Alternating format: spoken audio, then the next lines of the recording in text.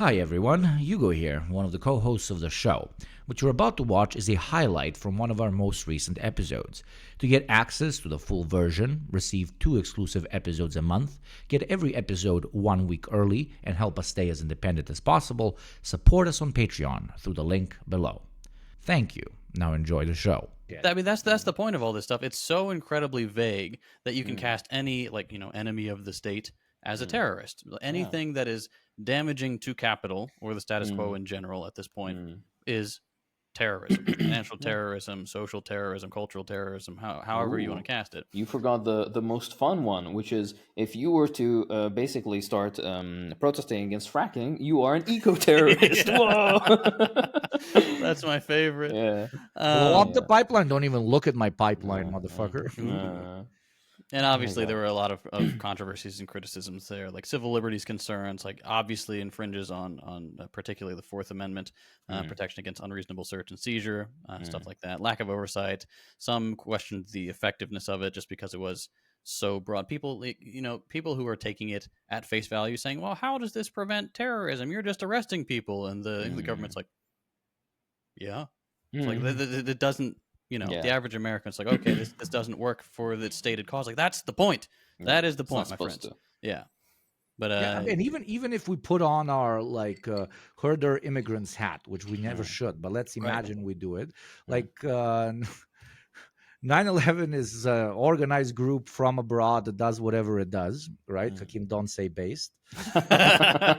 I'm holding my And tongue genuinely. and then we utilize this thing that was organized and executed from abroad Mm. to specifically target people inside of the United States. Yep. I mean, it's like I walk into your house and I slap you coming from another house, Mm. and you make sure you beat the shit out of your wife because of that. It's Mm. my Yeah. usual domestic abuse allegories. Mm. Don't ask where But those they're are always valid. That's the beauty of it. Yeah, that's You are an artist with the Domestic analogy. violence. I'm always thinking about beating the shit out of your wife. That's always in my head. Anyway, Oh my God. something Shit, she's gonna hear. imperial Fuck. tendencies turning inward. Something. There Exactly. you go. Something. Imperial boomerang. Yeah. Another something that I would like to include is in almost every single one of these. Right, there was a single interesting line that was shoehorned into them, which is sedition against the military, and it was so incredibly vague as to basically, if you were to, the way they frame it is like this: if you are to in any way encourage publicly or even privately, but to members of the military, actions that would undermine quote unquote the military, meaning, for example, you tell somebody maybe you should not be a soldier, you're serving imperial interests, you should be, your enemy is at home, not Is the on the other Dodge side of the world. Charger worth it? Yeah, exactly Yeah. right. If you're to do any of these things, you can technically be labeled like you can be surveilled, you could be labeled Yeah. a terrorist or whatever. You can have your freedom limited in some way. You can be charged with so on and so forth, which is very interesting, and kind of still exists in the United States. The ability to go after people for this is just not very actively used, right? Because the United States hasn't had a draft for quite a bit. But you can imagine if a draft comes up, and lots of people will be either conscientious objectors, that's what it's called. Yep, Yeah? that's right. Or they would simply refuse to serve out of like self-preservation or what have you. All of them heroes. These are the only heroes in the American military, and the Real people who end up patriots. leaving it.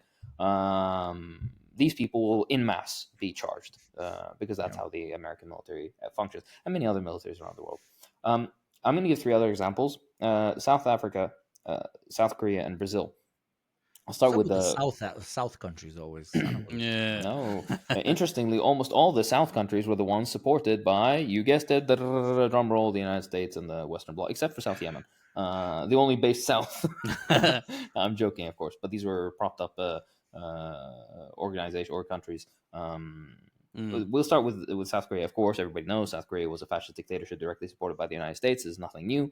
But they passed a law in 1948 called the National Security Law, which criminalized all pro-communist speech and activity, meaning if you were to even so much as to say, hey, you know what, agrarian reform isn't a bad idea. The people who work the land should have some ownership. That's considered communist speech. You would go to prison or worse, right?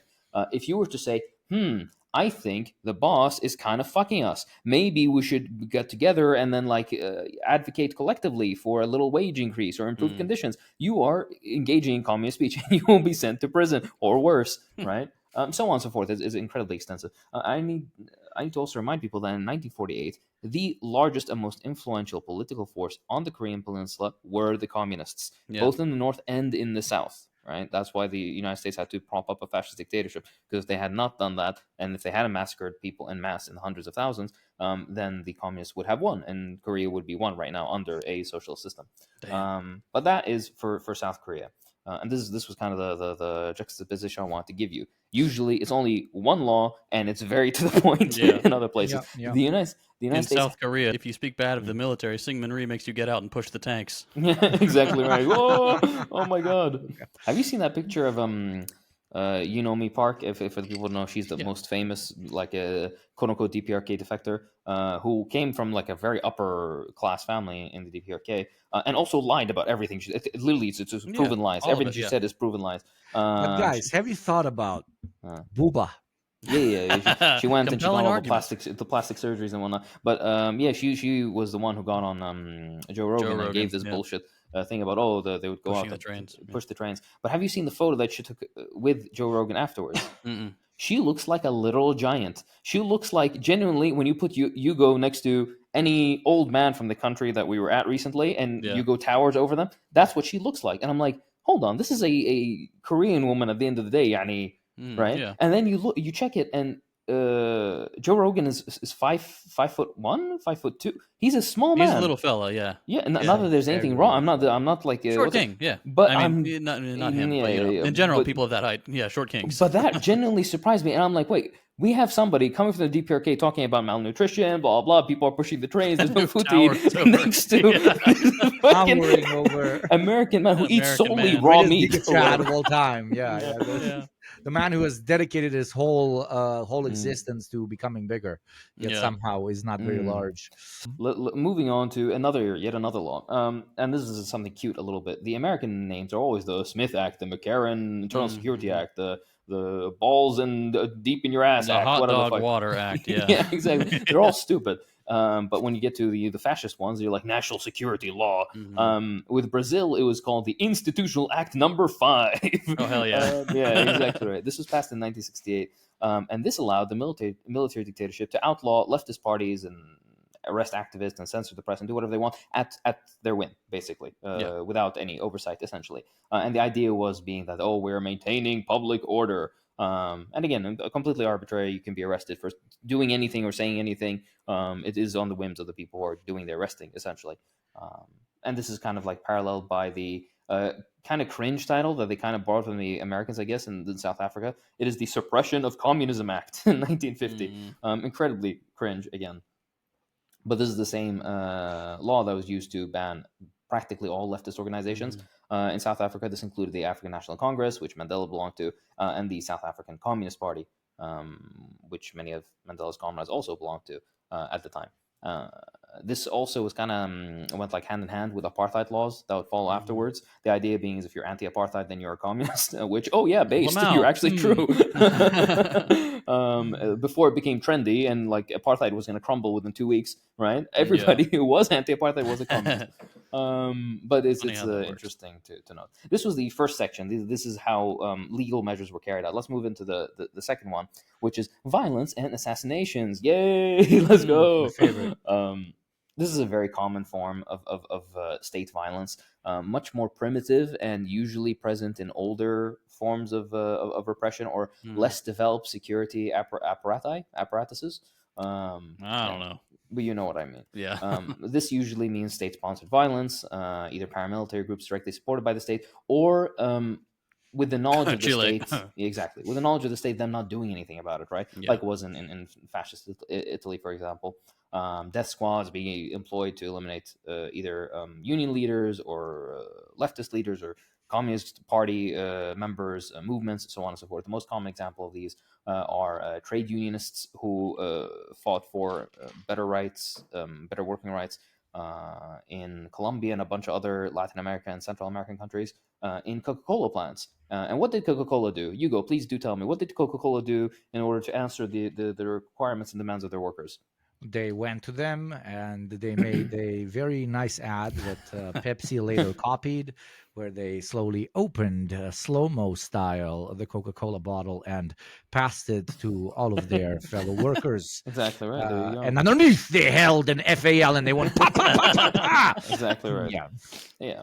But just so you know, the people who held said weapons and did the papapaing were paramilitary death squads that Coca-Cola and Pepsi and all these other companies funded, which is ridiculous to imagine because there's possibly we have some guy who's middle management somewhere working in a like I don't know, advertising for a soft drink company, and he's like, John's Brown's drink Beppis. Exactly. And my parent company is hiring literal death squads. It's just so, it's macabre but funny. It's like imagine the accounting guy that had to like write off the checks. Today, okay, 7 million for glass bottles, 18 million for the paper that's put on, 1 million for the designs, 12 million for bullets and men who will shoot people. El contador. Boss, are you sure this is correct? Is this tax deductible, boss? Thank you for watching. To gain access to the full episode, receive 2 exclusive episodes a month, get every episode 1 week early, and help us stay as independent as possible, support us on Patreon through the link below.